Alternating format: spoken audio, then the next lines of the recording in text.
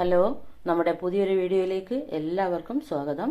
ഇന്ന് ഞാനൊരു ബ്രേക്ക്ഫാസ്റ്റിൻ്റെ റെസിപ്പിയുമായിട്ടാണ് വന്നിരിക്കുന്നത്. എല്ലാവർക്കും പെട്ടെന്ന് തയ്യാറാക്കാൻ പറ്റിയ ഒരു അടിപൊളി റെസിപ്പിയാണ്. വീഡിയോ സ്കിപ്പ് ചെയ്യാതെ ഒന്ന് കണ്ടു നോക്കുക. പിന്നെ ഇതുവരെ ചാനൽ സബ്സ്ക്രൈബ് ചെയ്യാത്തവരുണ്ടെങ്കിൽ പ്ലീസ് ഒന്ന് സബ്സ്ക്രൈബ് ചെയ്ത് സപ്പോർട്ട് ചെയ്യുക. എന്നാൽ നമുക്ക് വീഡിയോയിലോട്ട് പോകാം. ഇതിനു വേണ്ടി ഇതുപോലുള്ള ഒരു പാത്രത്തിൽ ഞാൻ ഇവിടെ എടുത്തത് 4 കപ്പ് വെള്ളമാണ്. 2 കപ്പ് അരിപ്പൊടിക്കാണ് ഞാനിവിടെ 4 കപ്പ് വെള്ളം എടുത്തത്. ഇനി അരിപ്പൊടി കൂടുതൽ എടുക്കുകയാണെങ്കിൽ അതിനനുസരിച്ച് വെള്ളവും കൂട്ടി എടുക്കണം. അതിലേക്ക് ആവശ്യത്തിനുള്ള ഉപ്പിട്ട് കൊടുത്ത് ഇനി വെള്ളം വെട്ടി തിളയ്ക്കുമ്പോൾ അതിലേക്ക് ഞാൻ എടുത്തു വെച്ച അരിപ്പൊടി, പത്തിരിപ്പൊടിയാണ്, നൈസ് പത്തിരിപ്പൊടിയാണ്, പച്ചരി വറുത്ത പൊടിയാണിത്. അതിട്ട് കുറേശ്ശെ ഇട്ട് നല്ലതുപോലെ ഒന്ന് വാട്ടിയെടുക്കുക.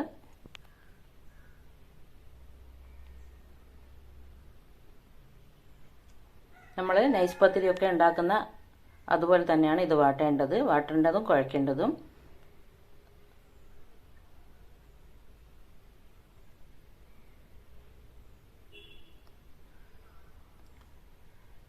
ഇനി ഇത് നല്ലതുപോലെ നനഞ്ഞതിന് ശേഷം ഇത് ആറി അടുപ്പിൽ നിന്നും ഇറക്കി വെക്കുക. ആറിയതിന് ശേഷം ഇതുപോലെ കുഴച്ചെടുക്കുന്ന വീഡിയോ എനിക്ക് കിട്ടാഞ്ഞിട്ടാണ്. പത്തിരിക്കൊക്കെ കുഴക്കുന്ന അതുപോലെ തന്നെ കുഴച്ചെടുത്താൽ മതി. നൈസ് പത്തിരി ഉണ്ടാക്കുന്ന അതുപോലെ തന്നെ. എന്നിട്ട് നമ്മുടെ കയ്യിൽ കുറച്ച് ഓയിൽ തടവിയതിന് ശേഷം ഇതുപോലുള്ള ചെറിയ ഉരുളകളെടുത്ത് നല്ലതുപോലെ ഒന്ന് ഉരുട്ടി പിന്നെ നീളത്തിൽ ഇതുപോലെ ഒന്ന് ചെയ്തെടുക്കുക.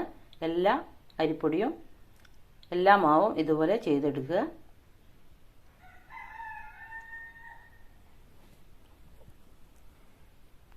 ഈ ആകൃതിയിലാണ് നമ്മളിത് ചെയ്തെടുക്കേണ്ടത്.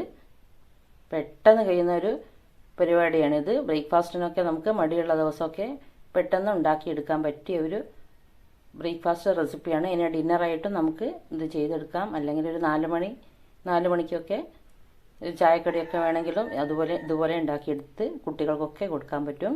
സ്കൂൾ വിട്ട് വരുന്ന കുട്ടികൾക്കൊക്കെ ഇതുപോലെ ഉണ്ടാക്കി കൊടുത്താൽ കുട്ടികൾക്ക് നല്ല ഇഷ്ടപ്പെടും. നല്ല ഒരു എരിവുള്ള സ്നാക്സാണിത്. സ്നാക്സ് അല്ല, ഒരു റെസിപ്പിയാണ്. ഞങ്ങൾ ഇതിന് പറയുക കൊഴുക്കട്ട എന്നാണ്. ഞങ്ങൾ ഇതുപോലെയാണ് കൊഴുക്കട്ട ഉണ്ടാക്കുന്നത്. അങ്ങനെ മുഴുവനും ഞാൻ അതുപോലെ ചെയ്തെടുത്തിട്ടുണ്ട്. ഇനി ഇതൊന്ന് സ്റ്റീം ചെയ്തെടുക്കണം. അതിന് വേണ്ടി ഒരു സ്റ്റീമർ അടുപ്പത്ത് വെച്ച് അതിൽ വെള്ളം തിളയ്ക്കുമ്പോൾ ഒരു പാത്രത്തിൽ വെള്ളം തിളയ്ക്കുമ്പോൾ അതിൽ സ്റ്റീമർ വെച്ചിട്ട് മുഴുവൻ മാവും ഉരുട്ടിയെടുത്ത മാവ് ഇതിലിട്ട് നല്ലോണം ഒന്ന് സ്റ്റീം ചെയ്ത് വേവിച്ചെടുക്കുക.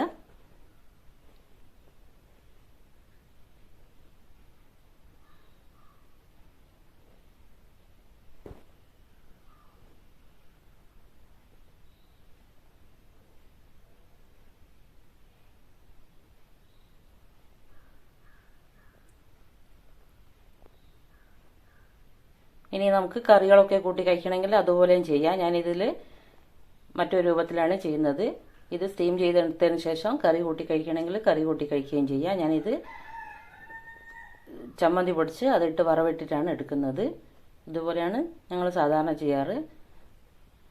എൻ്റെ സ്റ്റീമറിൻ്റെ ആ മുകളിലുള്ള പിടി പൊട്ടിപ്പോയതാണ്. അതുകൊണ്ടാണ് അവിടെ ഹോൾസായി കിടക്കുന്നത്. അത് ഞാൻ മൂടി വെച്ചിട്ടുണ്ട് വേവിക്കുന്ന സമയത്ത്. ഈ ചമ്മന്തി ഉണ്ടാക്കാൻ വേണ്ടി ഞാനിവിടെ ഒരു അരമുറി തേങ്ങ ചിരകി മിക്സിയിലിട്ടൊന്ന് ചമ്മന്തി ഉണ്ടാക്കി എടുക്കുന്നുണ്ട്. ഞാനിവിടെ ചുവന്ന ചമ്മന്തിയാണ് ഉണ്ടാക്കുന്നത്. ഇതിന് സാധാരണ ഉണ്ടാക്കാറ് അതുപോലെ മുളക് പൊടി ഇട്ടിട്ടുള്ള ചമ്മന്തിയാണ്.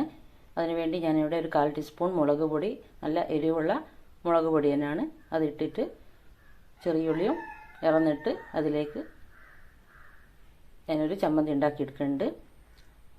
ഇപ്പോൾ ചമ്മന്തി റെഡിയായി. അപ്പോഴേക്കും നമ്മുടെ കൊഴുക്കട്ടയും റെഡി ആയിട്ടുണ്ടാവും. ഏകദേശം ഒരു 1/4 മണിക്കൂറൊക്കെ ഇതൊന്ന് വേവേണ്ടി വരും.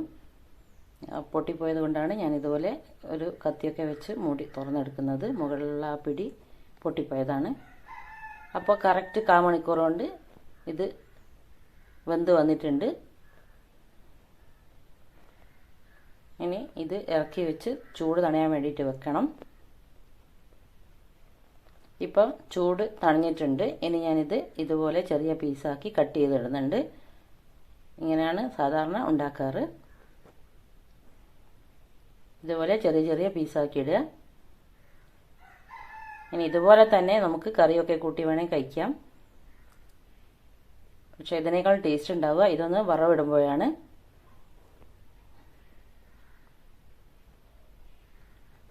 എല്ലാവർക്കും വീഡിയോ ഇഷ്ടപ്പെട്ടിട്ടുണ്ടെങ്കിൽ ഒന്ന് ലൈക്ക് ചെയ്യാനും മറ്റുള്ളവർക്കൊക്കെ ഒന്ന് ഷെയർ ചെയ്തെടുക്കാനും വേണ്ടി ശ്രദ്ധിക്കണം. അപ്പം മുഴുവനും ഞാൻ ഇതുപോലെ കട്ട് ചെയ്തിട്ടിട്ടുണ്ട്. ഇനി ഇതൊന്ന് വറവിട്ടെടുക്കണം. അതിനു വേണ്ടി ഇതുപോലുള്ള ഒരു പാത്രം അടുപ്പത്ത് വെച്ച് അതിലേക്ക് കുറച്ച് വെളിച്ചെണ്ണ ഒഴിച്ച് കൊടുക്കുന്നുണ്ട്.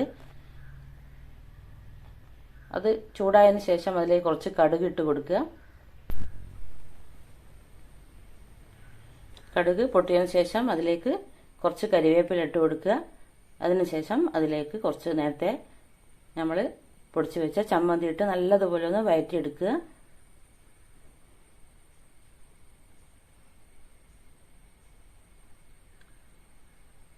ഈ ചമ്മന്തി ഇതിലുള്ള വെള്ളമൊക്കെ വറ്റി നല്ല ഡ്രൈ ആയി വരണം. അതുവരെ വഴറ്റി കൊടുക്കണം.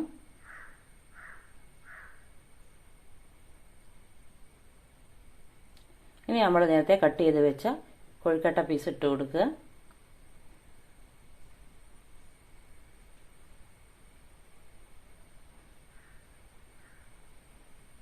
എന്നിട്ട് നല്ലതുപോലെ ഒന്ന് മിക്സ് ചെയ്യുക. ഇത്രേ ഉള്ളൂ, നമ്മുടെ അടിപൊളി കൊഴുക്കട്ട ഇവിടെ റെഡി ആയിട്ടുണ്ട്.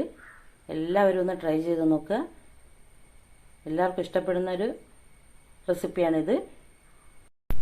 ബ്രേക്ക്ഫാസ്റ്റ് ആയിട്ടും ഡിന്നറായിട്ടും എല്ലാം ഉപയോഗിക്കാൻ പറ്റിയ ഒരു അടിപൊളി ഡിഷാണ്.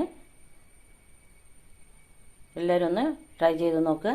ഇനി അടുത്ത ഇതിലും നല്ലൊരു വീഡിയോയുമായിട്ട് ഞാൻ വീണ്ടും വരാം.